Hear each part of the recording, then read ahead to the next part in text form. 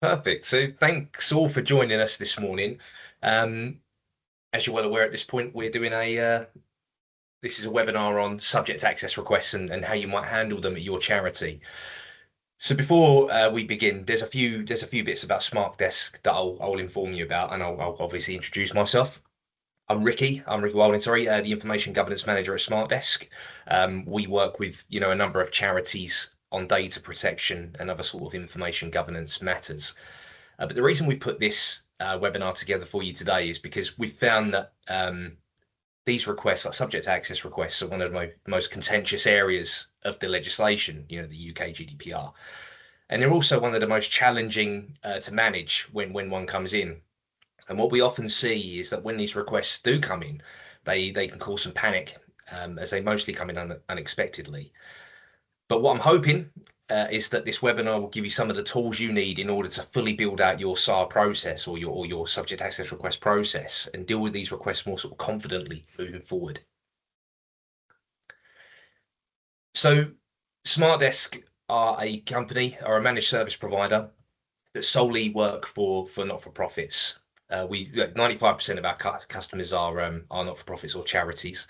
We have over 75 members of staff now, and we support over 6,500 users across different charities. 12 of the charities that we support use our IT leadership as a service, which is where we have specific members of staff come into your charity and help you with IT leadership specifically. And we found that there's a 40% reduction in help desk tickets via our IT and cloud optimizations that we implement as part of our service. Now we have a variety of different services. I'll leave them for you to have a quick look at here, but we do things like IT strategic consulting, co-managed and sort of hybrid IT support. We have management officers that sort of deliver around 80 projects a year based around optimizing the sort of platforms you work on, specifically Office 365 and Azure. We've also got a cybersecurity team that work on things like, cyber essentials, ISO 27001, and other kind of accreditations in that area. And my team, we're the information governance team, and we provide those services around data protection legislation to charities too. So some of the there's a nice picture of all of the organisations that we work with. I mean, there's many more, but these are some of the key organisations that we've worked with in the past or are continuing to work with. Specifically in the information governance team, we've supported Mind, and we work with Terence Higgins Trust, Pancreatic Cancer UK, Prostate Cancer UK, Durrell, and many more who we support sort of day to day in this area and help with these kinds of problems. And here's some of the accreditations that we've received over the years that sort of bolster our work and sort of evidence that we can deliver these kinds of services at a as specialists basically. So what we're going to do is I'm just going to quickly walk through the agenda for this morning. I'm not sure how long this webinar will be, but we've carved out plenty of time at the end of this for people to ask questions. Whenever we speak about subject access requests with different charities, there's always quite a lot of questions that come out of that, around some of the more specific areas on how to manage one of these requests when they come in, or how to recognize one, or what to do, and how to manage them, with their staff. So firstly, we're going to look at what a subject access request is. Then we're going to look at how we identify a request and some of the parts around the administration of the request as well. So what we should do when that request first comes in. We'll have a quick look at information gathering. So some of the things that we need to do when the request comes in and where we go to find information. And then we're going to look at some of the exemptions that are available to us that we can deploy to remove information where we might not want to release it. And then at the end, we're going to give you some top tips, some of the things that we've learned over the years of going through this process. And then there'll be some time for some questions at the end. So it's worth noting as well that Kemi and I, in the information governance team, we both started our role in data protection by going through these requests day in and day out. So we're quite well versed on these, and hopefully we'll be able to give you some sort of more inside information on how we deal with these requests to sort of make you feel a little bit more comfortable when dealing with them in the future. But firstly, I guess, some of you might be thinking, well, what is a subject access request? So for those who aren't aware, the right of access is described within Article 15 of the UK GDPR. It's a specific area of the legislation that explains what this is and how you manage it. And this allows individuals to request a copy of the personal information and organisation processes about them. It should usually, you should be usually doing this in electronic format or releasing this information in electronic format unless it's otherwise been requested by the individual.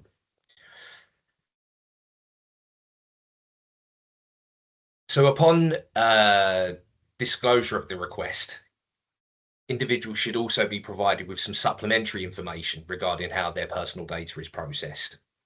And this can be provided, could be giving them a copy of your privacy notice, for example. Depending on who this person or who this individual is, you might want to just give them a copy of your privacy notice or link them to it to give them this supplementary information. And what that really means is that we have to also let them know, why we process their personal data, how long we might process it for, and any third parties that might have access to it. It's not just about simply giving them a copy of their information. There's other things that we need to do as part of that request too. If you're not already aware, organizations only have one calendar month from the date the request is received to comply with the request, basically. So to give you a little bit of insight on this, if you receive a request on the 1st of February, it will be due on the 1st of March, meaning that you realistically only have 28 or 29 days, if you're lucky, to comply with that request. Now, just to give you a bit of extra information on this, the Information Commissioner's Office, so the regulator for the legislation, they recommend aiming to comply with the request within 28 days. So if you aim to comply with every request within 28 days, you'll always be within that time frame and you'll never exceed that. And it's also worth noting that if a request disclosure date is a non-working day for the organisation, so maybe it's a Saturday or a Sunday that the disclosure date falls on, then the request is due on the next working day. So it might give you an extra couple of days if you're prepared to, set up over a weekend and work on it. And that also accounts for public holidays too. So around Christmas time or around the holidays, if the organisation isn't working in that time, then that request will fall on the next working day. But you'll need to make that really clear to the individual because it's likely that they'll, if they can complain about something, that they will at this point. These requests usually only come in when it's a bit of a tricky situation. With regard to this last point around extension of requests, I've put this here just to let you know that this is a possibility in certain cases, but I'm going to talk about this specifically a little bit later on.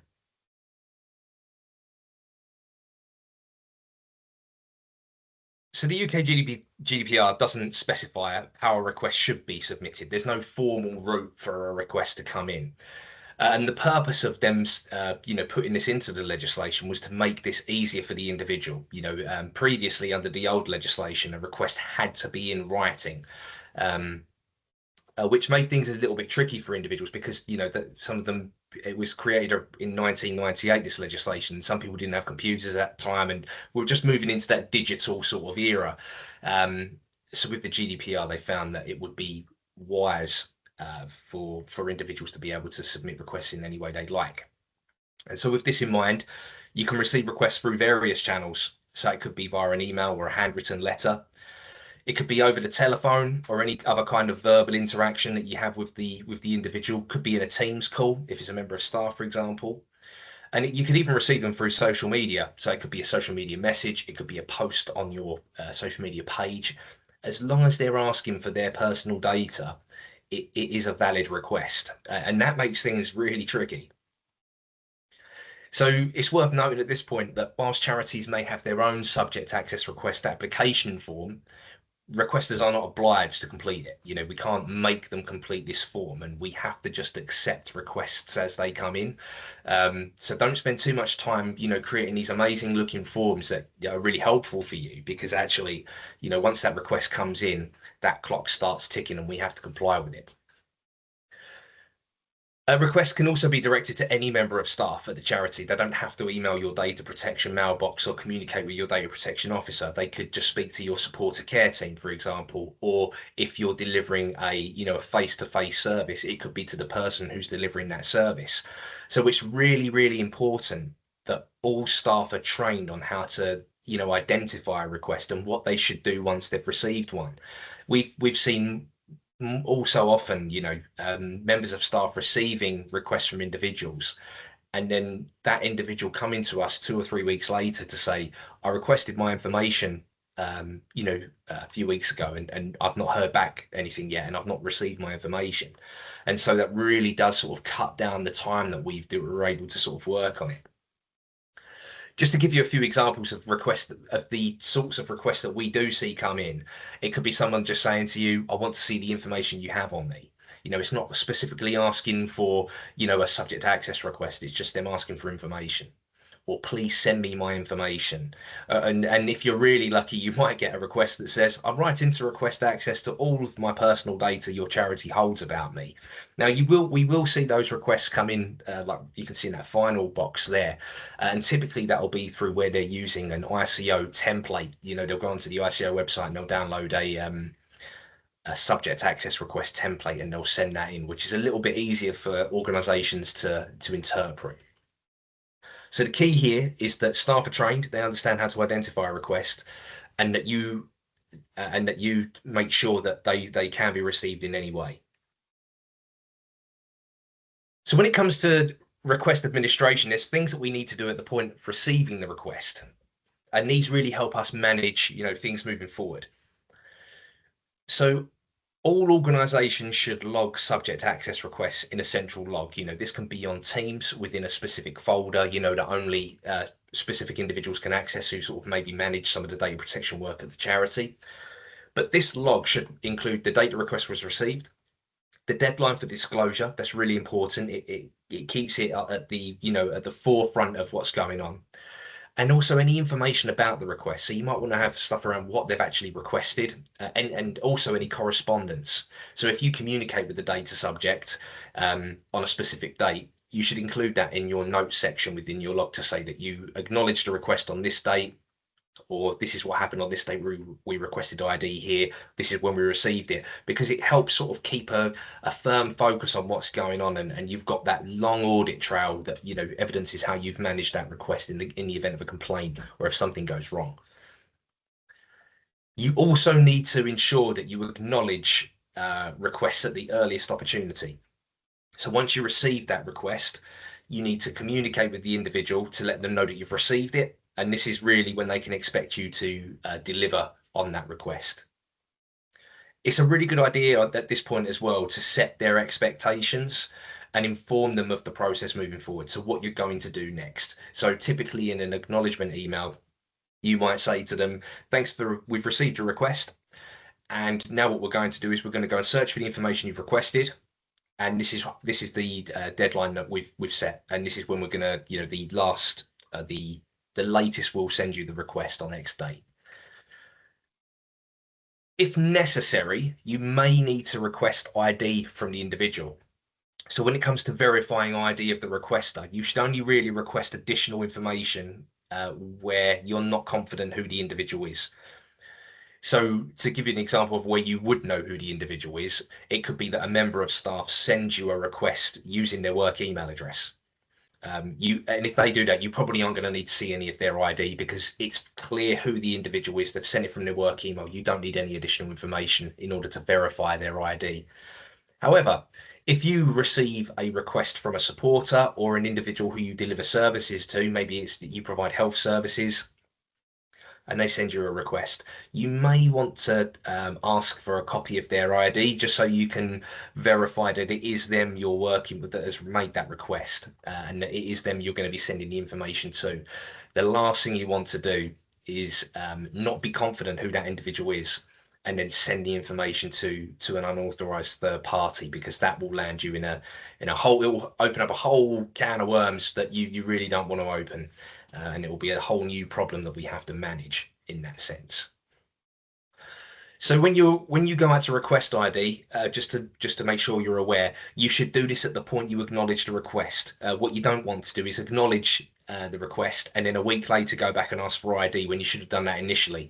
And it's also worth noting that the clock doesn't start ticking, or the deadline, the starting date doesn't actually start until you're confident of the ID of the requester.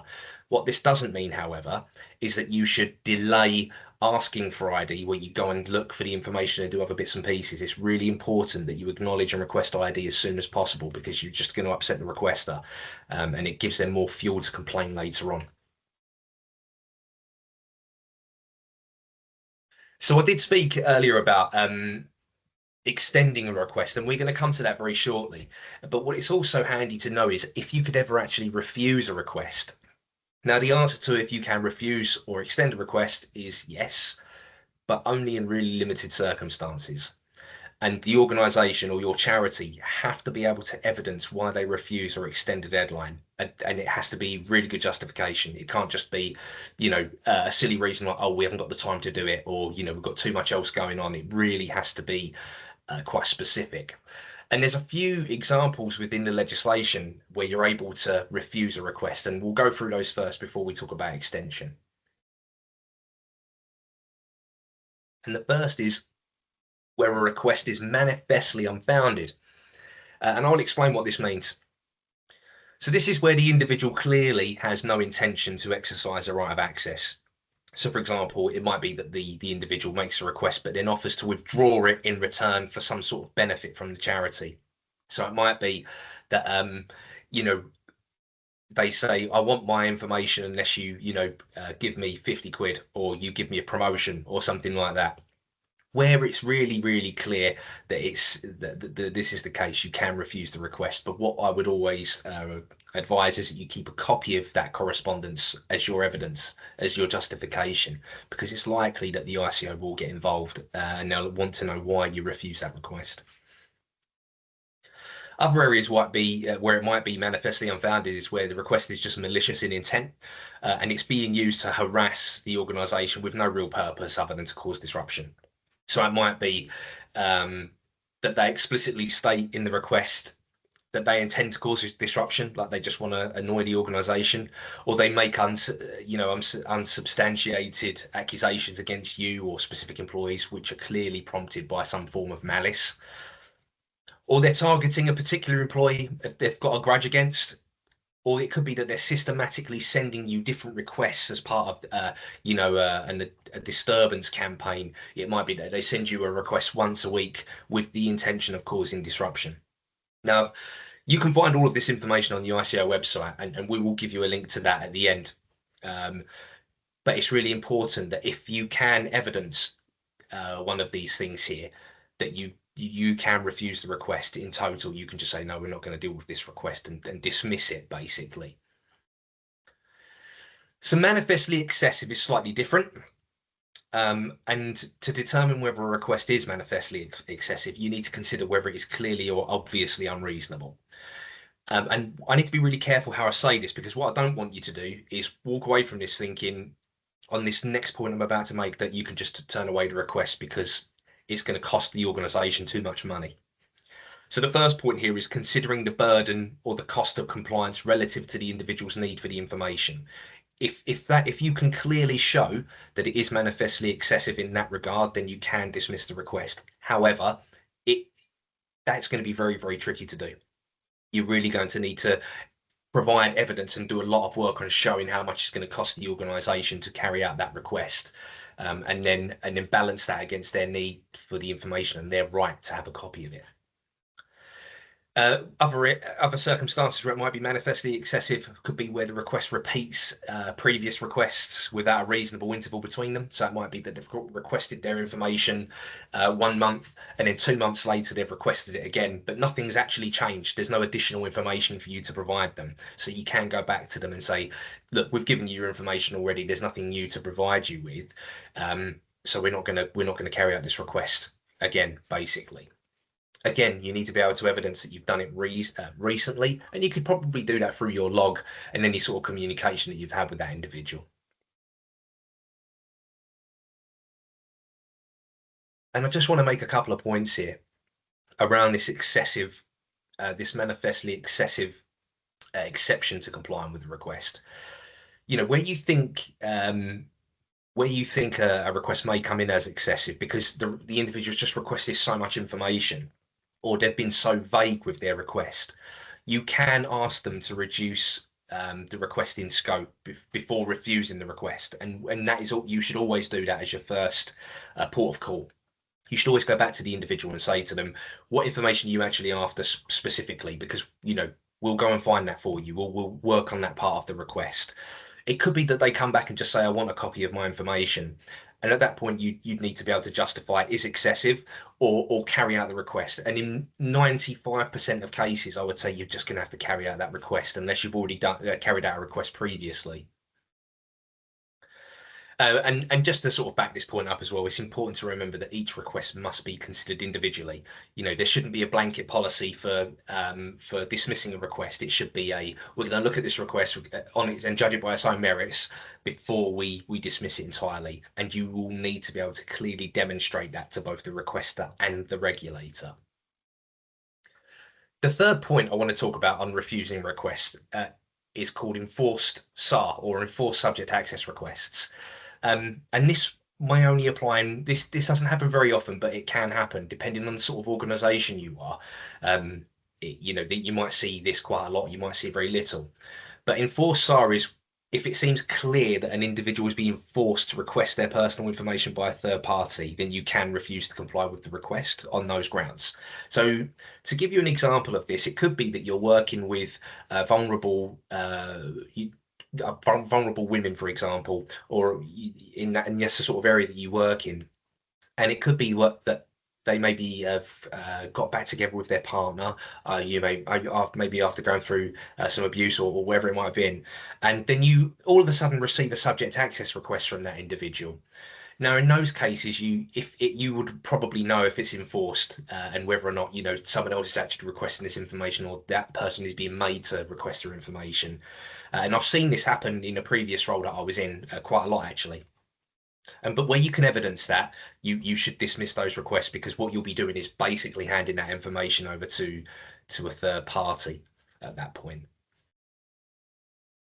And the last point I wanted to make on this is extending requests. So yes, you can extend requests by up to a further 2 months from the date the request was received. But again, this is only in limited circumstances, and I'm going to say this quite a lot over the course of this webinar, but you'll need to be able to evidence justification in extending that request. So a couple of examples might include where you want to apply an exemption that involves a massive amount of particularly sensitive information, or even where there's technical difficulties in retrieving that information. For example, if the data is electronically archived. So it might be that you can't access that information very easily, and that you will need to extend that request in order for you to get that information. There are other times as well where I believe you could extend a request. And that could be potentially where you're working with information that has lots of information about other people involved in that in the request. So it might be that there's other family members, potentially, or children, or just other third parties that are involved, that make it very difficult to work through, and it requires a lot more time to get through that request. But you'll need to evidence that, and potentially provide that justification to the ICO if they requested it. And just to iterate here, the deadline should never be extended simply because you have a lot of information to work through. Unfortunately, the GDPR doesn't account for that. And the ICO have backed this up as well to say, you can't just extend the time frame because you've got lots of information. You will need to sort of liaise with the requester and let them know you've got a lot of information, and perhaps set their expectations reasonably at that point. So once you've gone through the process of identifying a request, going through that initial administration process where you log it and you liaise with the individual to, maybe request their ID and acknowledge the request, you're going to need to go through an information gathering process, which is, sounds very simple, but it's never really as simple as it might seem at first. So it's likely that personal information about an individual is going to be located in various systems, maybe not even systems, but potentially, you know, locked cabinets, or third-party storage companies. Iron Mountain, for example, they might hold information for the organization, and you might need to request it from there to be able to get it and scan it in, or whatever it is you want to do with it.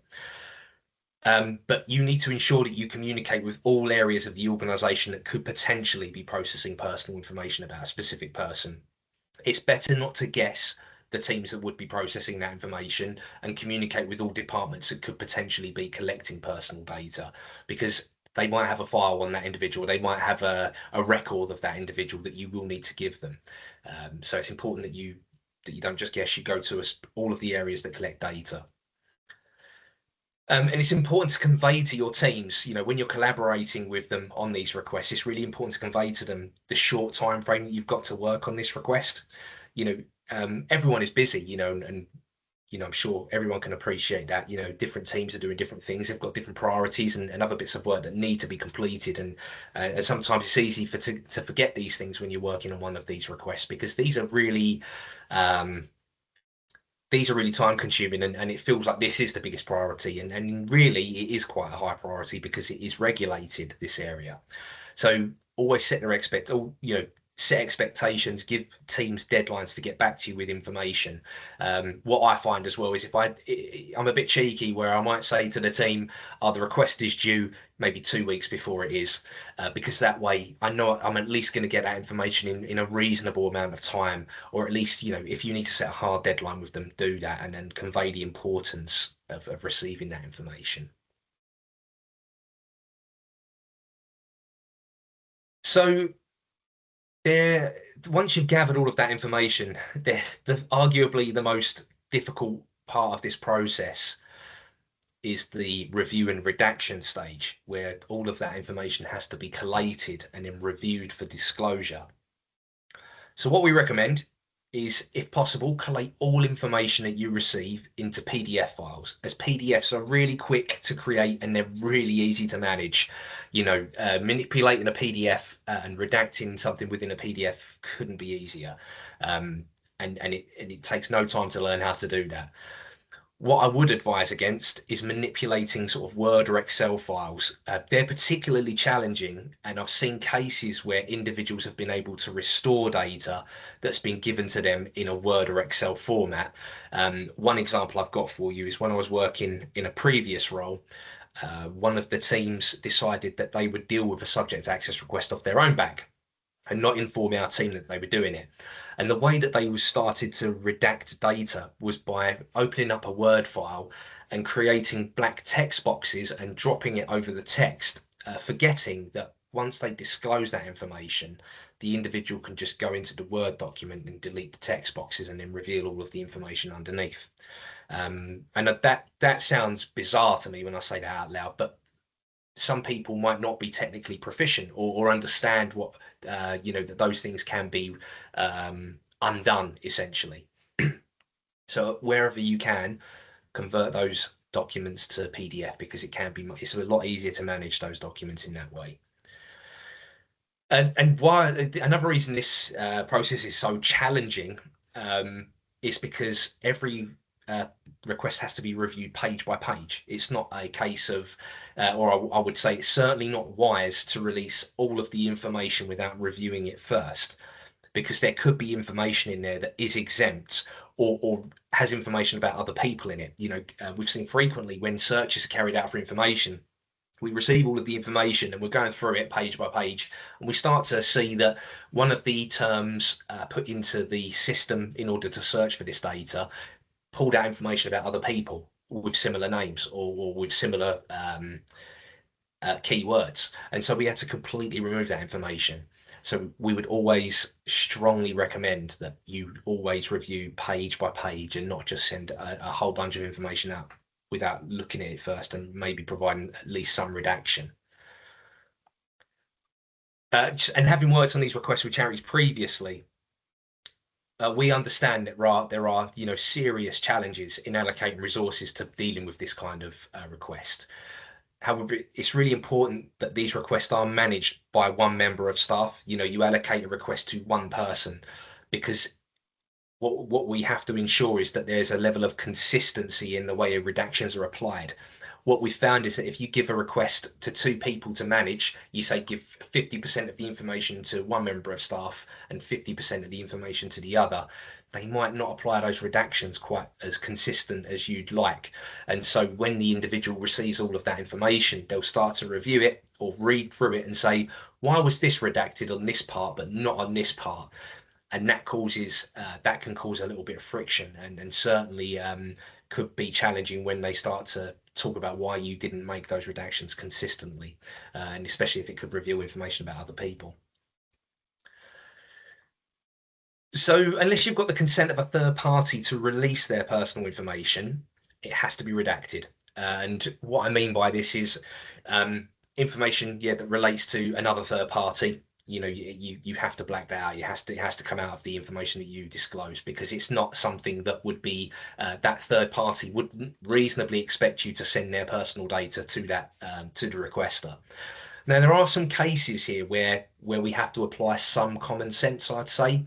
And what I mean by that is when you're reading through information and you're making redactions or doing these things, if it's clear that the individual has been included in the communication, so for example, you're reading through an email and it's been sent to 5 or 6 people, and the requester is one of those people, it doesn't really seem appropriate to redact any of that other information, because, well, it's something that they've already seen and they were included in that communication. So try to apply a little bit of common sense when you're going through those requests, because all that's going to do, if you redact that information and they've already seen it, it's just going to cause them frustration, and they're going to want to know why you've redacted it. And yes, you could say, oh well, it's about other people, but ultimately, if they've already seen it or they were party to it, then it's likely in most cases that it's okay to release that information, even if there are other staff members' names in it, their email addresses, for example. One last thing I wanted to mention here as well is that if you operate any kind of CCTV at your offices or wherever you are, where it captures personal information on individuals, that could be that needs to be considered as well for disclosure. And the problem with CCTV is that is in how you extract that information and then how you redact information about other people within that footage. So it might be that you've got them in an image and they're talking to the front desk, but then there's 3 or 4 other people in that room. You'd need to think about how you maybe blur the images of the other people out, and how that's managed. And it might be that you need to employ the services of a third party to be able to do that for you. I imagine it's very unlikely that a lot of you have got CCTV that you operate where you would need to do this. And in most cases with CCTV, the retention time frame is so short that by the time that a request has come in, it's likely that that footage has already been deleted by the system itself. But it's just in case you have got these systems in place, it's worth keeping them in mind if that might be somewhere where you have got information.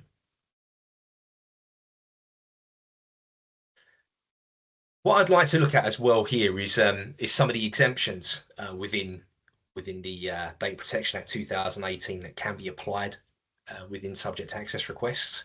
And funnily enough, they're not included in the GDPR. What the EU Commission wanted was for member states at the time to go and create their own exemptions within, within a sort of sense of reasonableness.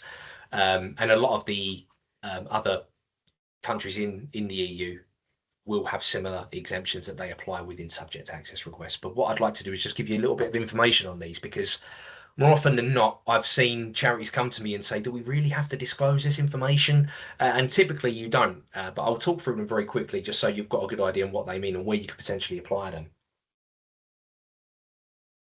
So as I said, the Data Protection Act 2018 contains a ton of exemptions to subject access requests. And there are so many that I couldn't even list them all here if I wanted to.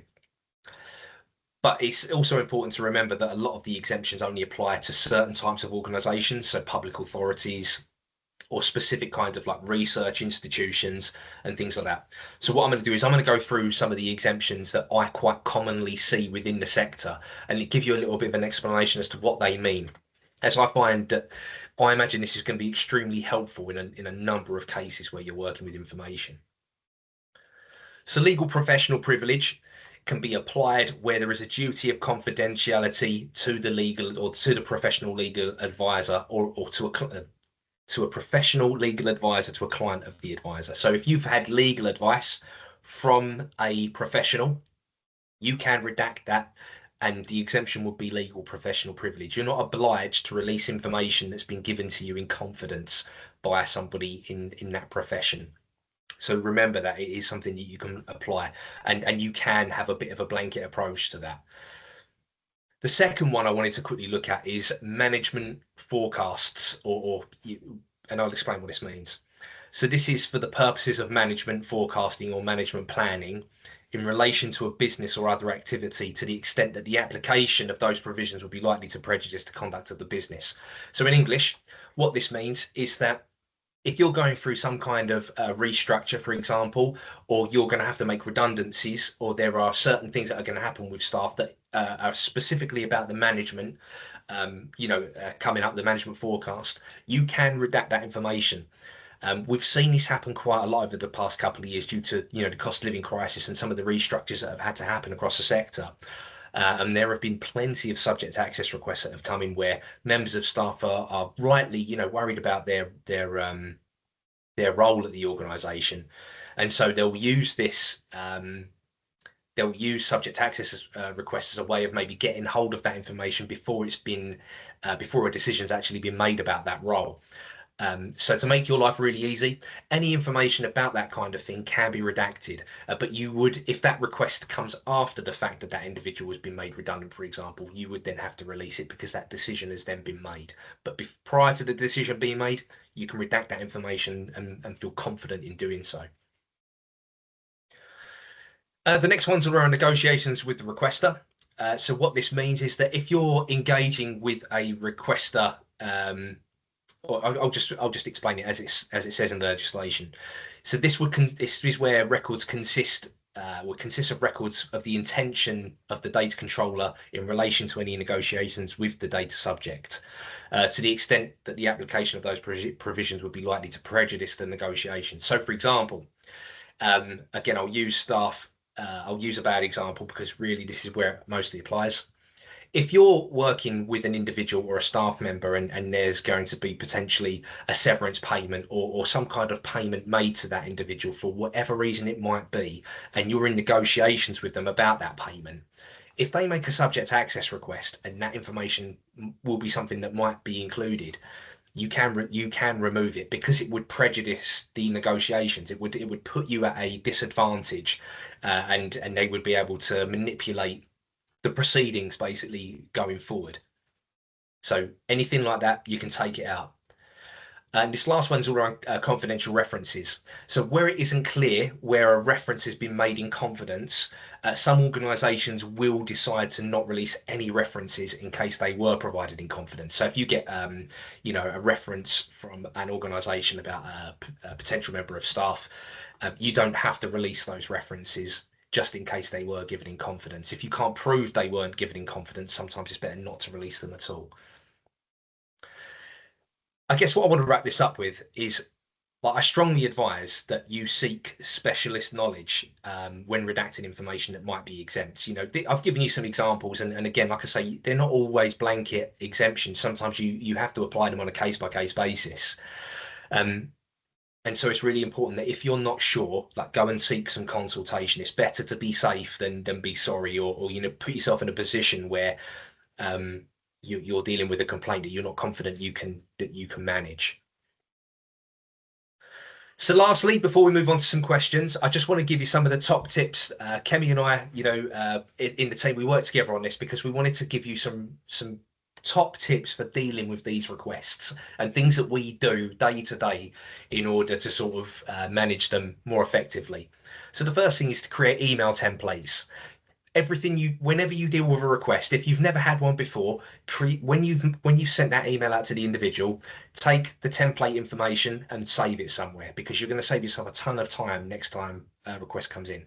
So you should include acknowledgement, disclosure emails when you request ID. So you might have an acknowledgement email where you don't request ID and one where you do. Keep them separate and use them when appropriate. And also anything where you want to extend the time frame as well, or refuse a request on certain grounds, keep those as templates too. All of them will need some sort of, you need to manage those templates slightly depending on the request, but it's really helpful going forward. The second is, I know I've said this already, but I'm going to repeat myself here. Use a PDF editing tool to review and redact information. Now, we use Adobe Acrobat. It's a really great tool for redacting vast amounts of PDF information. Anytime we have handled a request, we convert all the information to PDF and use the included redaction tools because they're extremely powerful and very simple to use. This will massively speed up the reviewing and redaction process, and it removes that need to manually print records or gather a ton of Word documents and work through them individually. And also, removes the need to use permanent markers when you print out information and then scan it back in. And some organisations are still doing this. Some organisations are still doing this very manual process of redaction, and it just doesn't need to be done anymore. So there's going to be cases where you're going to be working with extensive amounts of information. So what we would say is, in order to make this a bit more manageable for you, create volumes of like 100 to 200 pages. If you've got 2,000 pages of information to read through, separate them into 10 volumes of 200 or 20 volumes of 100, because it makes your life a little bit easier. You can set yourself targets for getting through that information rather than having a 2,000 page PDF that you have to get through. So this one is one that we've used in order to alleviate any sort of problems with the requester. And if you should always aim to complete a request within the allocated time frame. At any cost, try to get it done by the allocated time frame. Even when you've extended a request by 2 months, a further 2 months, sorry, that can still be it still might not be enough time to complete a request. And it might not be possible for several reasons to complete it during the time frame. It could be working. It's typical that staff might be working on this request in addition to another role that they have, and they might have other priorities that need to sort of, they need to make a bit of a fine balance. But in these cases, we'd recommend releasing information in tranches so that the requester can see you are actively dealing with that request. And what I mean by that is, if you separate your request into, manageable volumes of, 100 to 200 pages, you could say to the requester, what we're going to do is we're going to release, we anticipate that we're not going to be able to meet the deadline. So what we'd like to do instead is release some of this information to you in stages so that you can read through some of it. And by the time you've got through that, your next one will be ready. That way you're really sort of setting their expectations. You're opening that line of communication with them, and you're sort of making it a bit easier for yourself and sort of giving them what they want at the same time.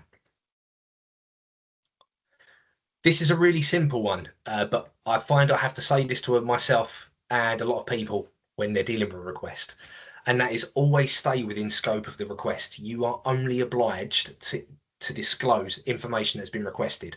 Not everybody wants all of their personal information. Some people just want a specific piece of information or a specific set of information. If you're struggling and you find yourself engrossed in a request and you're just reading through information, come back to I always recommend you go back to the initial request, just read through it, and then, reset yourself, go back to dealing what's within scope. The next tip I've got for you is delete any information that is no longer necessary. Not only do you have to do this in order to comply with the fifth principle, which is all around storage limitation, but you don't have to release information that doesn't exist. You don't have to keep information just in case you get a request in the future. What this doesn't mean, sorry, and I will caveat this very finely with, you cannot delete information about an individual once a request has come in. You can't delete anything. You have to give them what you've already got. But if you are routinely deleting data, you will find that there is less to search for, basically. And a lot of the information that we've worked through historically is quite historic. We find that there's information in there that shouldn't be there, and we're like, "Why have you still got this?" And they say, "Oh, we just haven't deleted it yet." And we're constantly saying to people, "If you've deleted it, we haven't got to give it to them." So it's a bit of a fine balance there, and I guess that sort of opens up the doors to other problems in deleting information or different questions. But if you're doing that, you will find that you have less information to disclose. And this last point is, again, I'm repeating myself a little bit, but it's here just because it needs to be, I guess. Is seek specialist advice where necessary. When you're working on really complex cases, sometimes it's easy to get lost and not really know what you're doing and get overwhelmed with what's happening. So do go and seek advice. You can come and talk to Smart Desk. We work with lots of charities on various different aspects of the UK GDPR, but we also help organisations on one-off subject access requests. We'll help them through that process. And even then, sometimes we will just take on a request for you and review and redact everything ourselves. So if you do need that additional specialist knowledge, go and seek it. There are plenty of people out there that will help you. And with that in mind, I would like to move on to, I'm going to move on to the next slide. We've just got a little bit of information just where you can find some additional bits and pieces. And we will, I think we'll be sending these slides out afterwards. But I would like to open the floor to any questions. So if anybody's got any questions, I'd love to sort of hear from you and maybe provide a little bit of advice. Sorry, I've had the chat shut. So I will just quickly look through this. There's been no questions yet. Zoe, is it possible to disable the mute function just so Martha can speak? Hi, yes, can you hear me? Yeah, I think so. Oh, yes, perfect. Yeah. Hiya. Hi. Yeah, I just had a question about the malicious intent thing. Yep. Would that have to be that you could, basically you could only prove it if it was clear from their request, or like if they would say it was like, disgruntled former employee, then the the implication is that they're fishing for trouble. Or could you kind of use the history, or is that a bit trickier? Yeah, I think you'll know. I mean, there's been plenty of times where we've worked on requests when we've gone, yeah, this person's doing it because they just want to cause trouble. But thinking it and being able to evidence it are very different, as I'm sure you can appreciate. And so in those cases, where it is hard for you, if you can clearly evidence that this is there just to cause disruption, then I would say, providing you've got that evidence and you're happy to go ahead and refuse that request, knowing that it's very likely that you'd have to, answer to the ICO, then I'd say yes, you can do it. But like I say, it's all about what you can evidence and having that really strong justification in doing so. And like I said, in most cases, it is really tricky to do that, and so it's probably easier to just deal with the request than to deal with the fallout. But there is no correct, or there's no right or wrong approach, I would say. I'm sorry, that's not really that helpful. No, that's kind of what I thought it would be, but actually, yeah, it's useful just to think about it. Has anybody else got any other questions? Sorry, if you've got your hands up, I can see. But if you've got any other questions, please feel free to just unmute yourself, I guess, and then just ask away. Happy to provide any advice around these requests. Okay. Well, if you do have a specific question, or you do need, you'd like to ask any other, like, you've got other questions around the UK GDPR that you're not sure about, or you just want to have a chat with me, just to get some, insight or just ask other questions. We do host information governance surgeries, which you can find on our website. And these are like 45-minute calls that give you the floor to basically have me answer a question or give you some free advice on how to deal with specific things, or if you've got serious questions you'd like to ask, you can bring them as well. But thank you for attending, everybody. I hope you found this useful, and enjoy the rest of your days.